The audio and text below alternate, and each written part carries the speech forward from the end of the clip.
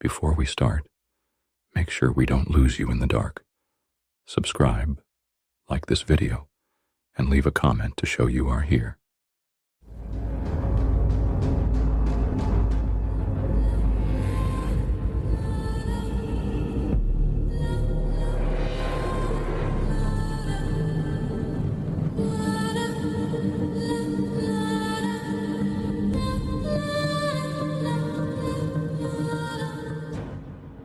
It was just past midnight when I ordered the Uber. I'd stayed too long at a friend's apartment on the east side of the city, and I didn't feel like dealing with the subway at that hour. The app showed the driver was 2 minutes away. His name was Alan. 4.9 stars. Black Honda Civic. Nothing unusual. When the car pulled up, I didn't hesitate. The doors unlocked with that familiar click, and I slid into the back seat. The leather was cold. The air inside smelled faintly of peppermint and something else I couldn't place. Alan looked back at me briefly, nodded without saying a word, and started driving. I gave him the address again, just to be sure. He didn't respond, just glanced in the mirror and kept going. That should have been my first warning. The ride started out normal enough. We crossed through quiet neighborhoods, traffic lights blinking yellow at empty intersections. I was scrolling my phone, half asleep, not paying attention. But then I noticed something. The route on the screen had changed. Slightly. A small deviation at first. Nothing major. I figured maybe he was avoiding construction or taking a shortcut. I didn't say anything, but the longer we drove, the more wrong it felt. We weren't heading west anymore. We were going north. I leaned forward slightly. Hey, I think we missed the turn. No response. I raised my voice. Alan? He didn't react. Just kept driving, eyes fixed ahead like he couldn't hear me or was deliberately ignoring me. I tapped the app, tried to send a support alert, but the signal dropped. No bars, not even Wi-Fi.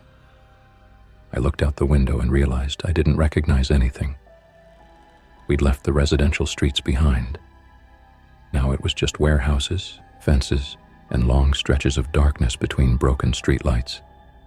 My chest tightened. I tried the door, locked. I tried to lower the window, disabled. I looked up and noticed the dash camera. Its red light was blinking slowly, steady and silent. Hey, seriously, this isn't the way, I said again, louder now. He didn't answer. He didn't even flinch. That's when I started pounding on the window. He still didn't react. It was like I wasn't even there. Then the car turned down a narrow road I hadn't seen on the map. The pavement cracked, littered with debris. Trees on either side closed in, and everything felt tighter, like the car was shrinking around me. I pulled out my phone again. Still no signal. The battery icon flashed red. I turned on the flashlight and pointed it at the back of his head. If you don't stop this car right now, I'm calling the cops. He finally spoke. Quiet, low, almost calm. They don't come out here after midnight. Then he smiled in the mirror. His voice wasn't loud, but it cut through the air like a knife. They don't come out here after midnight. I stared at him through the mirror, my throat tightening. The smile didn't reach his eyes. It was like watching a puppet imitate emotion. My mind raced. I reached for the lock, hammered it again, but it didn't respond. I considered jumping out, screaming, anything, but the car kept picking up speed and the trees outside blurred into a wall of black. "Where are you taking me?" I shouted. He didn't answer. He just turned the volume knob on the radio. Static. Then a slow, garbled voice started to hum through the speakers like someone had recorded a lullaby underwater. I shouted louder, tried kicking the seat, even reached up to grab his shoulder. That's when he swerved sharply. The car fishtailed on the gravel road, and I slammed into the door, disoriented. "Don't touch me," he said, calm again, like nothing happened. I don't like being touched. I knew then that I wasn't dealing with a man who'd made a wrong turn. This was deliberate. The calmness in his voice, the way he seemed detached from what was happening, like this was all routine for him. I searched the back seat for something to use. A bottle, a cable, anything. But the floor was clean, too clean, like it had been scrubbed. And then I saw it. In the footwell behind the passenger seat, a small strip of duct tape stuck to the carpet. Just one. But it was enough. I imagined the other passengers. How many before me? I looked at the window again and realized it wasn't tinted. It was blacked out from the outside. No one would see me. No one would even notice this car passing by. He slowed as we reached a clearing. The trees opened to reveal a small lot surrounded by chain link fences.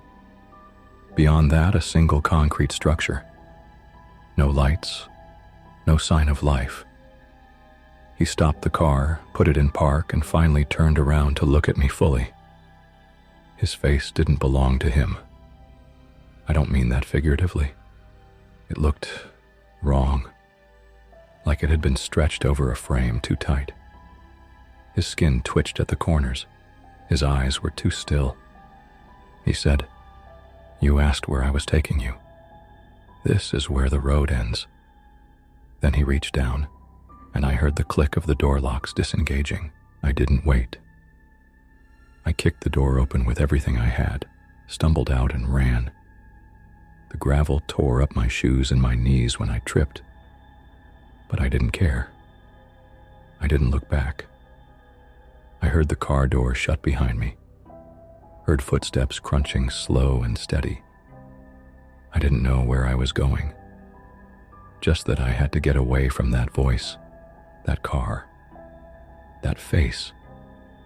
I pushed through a hole in the fence and darted into the trees, branches whipping at my arms. I could still hear his footsteps behind me, not fast, just constant, like he knew I'd wear out before he did. Then everything stopped. I couldn't hear him anymore, just the wind through the trees. I crouched behind a fallen log, trying to catch my breath. My phone was dead now. I was bleeding. But I was alive. Until I heard the hum again. That lullaby from the radio, drifting through the woods like it was playing from inside the trees. I covered my ears, but it was inside my head. And when I looked up, there were headlights in the distance. But they weren't moving. They were waiting. The headlights didn't move. I crouched lower behind the log, squinting through the trees. At first I thought maybe it was another car, someone else lost out here. Maybe even a ranger or a night patrol. But the way the lights sat, perfectly still, no engine hum, no tire crunch on gravel, felt wrong. Like they weren't searching but watching. I waited 5-10 minutes. Nothing changed. Then the radio hum started again, distant but familiar, drifting with the wind. My stomach turned. I stood slowly, keeping to the shadows, and started backing away. As I moved, the lights finally blinked off. Not faded, blinked like someone had flipped a switch. The forest was pitch black again. I froze, listening for footsteps or movement, but the only sound was my heartbeat pounding in my ears. I moved deeper into the woods. No path, just instinct. The deeper I went, the more the trees seemed to close in, the branches snagging my clothes like fingers. That hum, that damn lullaby, it kept drifting in and out like a signal half received, and sometimes I swore I heard whispers underneath it. I started to think maybe I was losing it.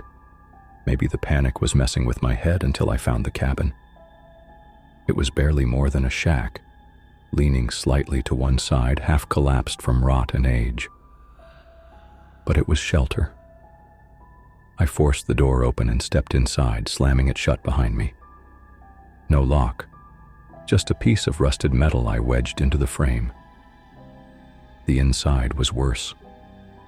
Old newspaper clippings nailed to the walls, dozens of them, all yellowed and water-stained. Missing persons. Local, recent, and far too many. Some had photos. All of them showed young people, late teens to early 30s. One had a red X drawn through the face. That one looked terrifyingly familiar. I took a step back, scanning the names, and one caught my eye. Amanda R. I knew that name. I'd seen it on Reddit in a post about someone vanishing after a rideshare in this very city. I searched the room. A rotted mattress in the corner, broken chair, and on the floor beneath a loose plank I found a phone. Dead, but intact. I tried to power it on. Nothing. I shoved it in my pocket. Then something hit the roof. Not hard, not loud, but just enough to freeze my blood. A soft scraping like someone dragging fingers across the wood. Then another, closer to the edge. I backed against the wall, gripping a piece of rusted metal pipe I found by the mattress. The scraping stopped. Silence. For a moment I hoped it was an animal, a branch, anything. But then I heard footsteps around the side of the cabin. Slow, measured, deliberate. Then a voice, not his. A woman's. Soft, shaking. Please help me. I didn't answer. She repeated it. Please, I'm hurt. I don't know where I am. But something in her tone was off, like she was reading a script, not begging, like she was pretending to be human. I held my breath. She moved closer to the door. Please open the door. He's coming. He's right behind me. Still, I didn't move. Then silence again. No footsteps. Just the humming. Closer now. So close it seemed to vibrate through the walls. And then she whispered, I know you're in there. I saw you run. I stayed perfectly still, heart hammering so loud I was sure she could hear it. Her whisper had been right at the door, but I didn't hear her move away. No footsteps, no rustling. Just silence stretched so thin it felt like it would snap. Then behind me, something creaked. I spun around, pipe raised, but there was nothing, just the wall. But now I noticed something else. A gap. A slight crack where the wood didn't align. I moved closer and saw that the wall wasn't solid. It was a false panel. My fingers found the edge and pulled. It opened with a low groan, revealing a narrow passage that led down. No lights. Just the smell of damp air and something metallic beneath. I should have run. I should have waited until daylight, until someone came looking, but the need to hide, to be anywhere but here, overrode everything. I stepped inside, pulled the panel shut behind me, and descended into the dark. The staircase was wooden, narrow, rotted in places. I had to move slowly, feeling each step with the pipe before shifting my weight. The farther I went, the colder it got. Not just cool, freezing, like I was descending into a cellar carved out of stone. After what felt like forever, the stairs ended in a small room. Bare concrete walls, a single bulb overhead flickering weakly, and in the middle a chair. Strapped to it was a mannequin. At least that's what I thought at first. But as I got closer, I realized it wasn't plastic. It was a person, or what had once been a person. The skin was gray, shriveled, eyes wide open but glassy, mouth sewn shut with black thread. My stomach turned and I backed away, eyes scanning the room. On the far wall, hundreds of photos, candid shots, people in cars, at gas stations, on sidewalks, all of them taken from behind glass, all of them looking just slightly off-center, like they'd sensed the camera but didn't know where it was. I spotted myself in the middle row, in the back seat of a black Civic, staring at my phone, just minutes before everything went wrong. I heard the door above creak open again, Footsteps on the stairs, slow, deliberate. I pressed into the corner, holding the pipe tight, breathing through my nose to stay quiet. The footsteps stopped just out of sight. Then the voice returned. Not the woman. Him. You found it. Not many do. I didn't respond. He kept going. Most don't make it this far. They panic, run in circles. You, though, you think. I wanted to scream, to rush him, but my legs wouldn't move. You think this is about fear, about abduction, but it's not. It's about selection. The light flickered again, and I saw something move in the shadows above. Not a person, a shape. Wrong, too long, too smooth, like something crawling on the underside of the ceiling. You chose this, he said. You wanted to be seen. Then the lights went out. Total darkness. I swung blindly, felt the pipe hit something soft, then hard. A grunt. A crash. I ran. Up the stairs, through the hidden door into the cabin. I didn't stop. I ran into the woods, not caring where I was going. Branches tore at my arms, my face, but I kept going until I reached the road. Somehow, impossibly, I was back near where the Uber had picked me up. My street, my corner. And parked at the curb was a black Civic, engine still running, empty inside. I stepped closer. The door was unlocked. Inside, my phone sat on the seat, fully charged. I picked it up, hands shaking. The screen was unlocked, camera app open, and the last photo taken was of me from behind running out of the woods. I didn't go home. I couldn't. I stood there staring at that photo, trying to convince myself it was fake, a glitch, anything but what it clearly was. A photo of me taken by a phone that had been missing for hours, in a car that was supposed to be gone. I backed away slowly, looking around for someone, anyone. But the street was empty. No neighbors, no traffic. Just the quiet hum of the car engine behind me and the low, rhythmic chirp of a single insect. I walked, not ran, as if running would confirm that something was truly wrong. I took the long way around to my apartment, watching every shadow, checking every reflection. I half expected to see him again, smiling from behind the wheel, waiting just outside the edge of my vision. But no one followed. When I got inside, I locked the door, drew every curtain, and pushed furniture against the windows. Then I sat in the dark with the phone still in my hand and the photo still on the screen. That's when I noticed the timestamp. It had been taken 6 hours before I got in the Uber. My mind spiraled. That wasn't possible. The route, the address, the man in the driver's seat. All of it had matched perfectly, unless it hadn't. Unless I'd been led to believe it had. I opened my laptop and checked the ride history. There was no trip listed. No charge. No notification. Nothing. Like I'd never ordered it. Like the app had never connected me to anyone. I reached out to Uber support. They asked for a trip ID. I said I didn't have one.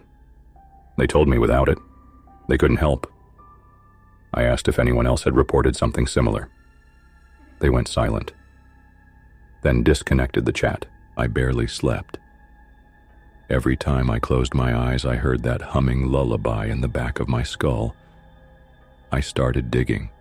Online forums, urban legends, deep threads on rideshare horror stories.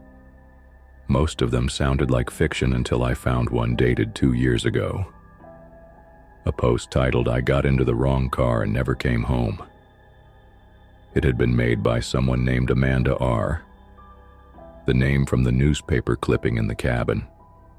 Her post described the same type of car, the same silence, the same humming song. But hers had ended mid-sentence. Just cut off. No follow-up, no activity on the account since that day. And beneath her post were dozens of comments, all eerily similar. Stories of drivers who didn't speak. Locked doors. No trip history. Some claimed it was a rogue employee.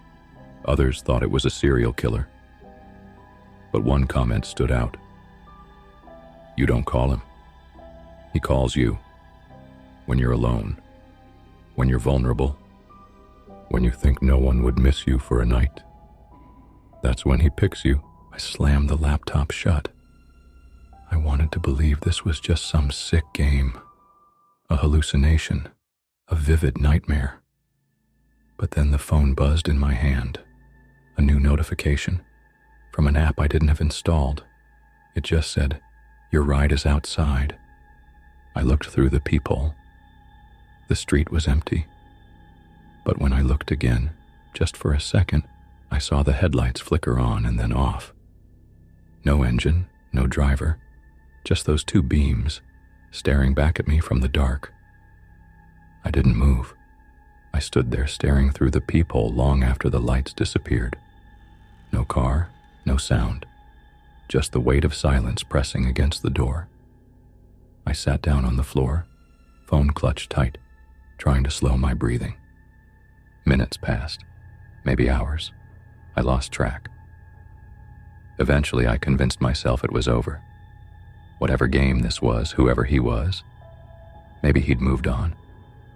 But deep down, I knew better. Over the next few days, I tried to return to something resembling normal life. I took the bus. I stayed in public. I kept my phone off as much as I could. But the signs were still there. I'd catch reflections in windows that didn't match my movements. I'd hear a soft hum coming from nowhere. I even saw the black Civic once, parked at the far end of a grocery store lot. I froze, waited. But when I got closer, it was gone. I tried the police, filed a report, gave them every detail I could. The route, the car, the name Alan. They ran the plates I remembered, but nothing came back. No such driver, no such car. They told me rideshare impersonation was serious, but without a license plate, a timestamp, or even a verified trip in the app, there was nothing they could do. One officer gave me a card for a trauma counselor. Another suggested I get some rest and lock my doors. I did.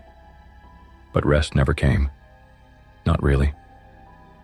Every night I would hear the same thing. That slow humming lullaby, just on the edge of hearing, like someone was humming it through the walls. I covered the vents, taped over the windows, slept with a kitchen knife under my pillow. But it didn't matter. One night, I found a letter slid under my door. No postage, just a single sheet of paper with 5 words in perfect block handwriting. You gave me permission once. I don't know what that means. I don't remember saying yes to anything. I don't remember agreeing to be part of whatever this is. But maybe that's the point. Maybe it's not about what we choose. Maybe it's about when we're vulnerable, when we want to be seen, when we reach out and hope someone answers. And something does. I haven't used a rideshare app since. I walk everywhere now, even if it takes hours. I stay in crowded places. I avoid mirrors. I don't sleep much, but I'm still here. And maybe that's what matters. Because if you ever hear that hum through your phone, even for a second, even if you think it's just static, don't follow it. Don't check the app. Don't get in the car, no matter how normal it looks. Because once you're inside, you're already his, and the ride never really ends.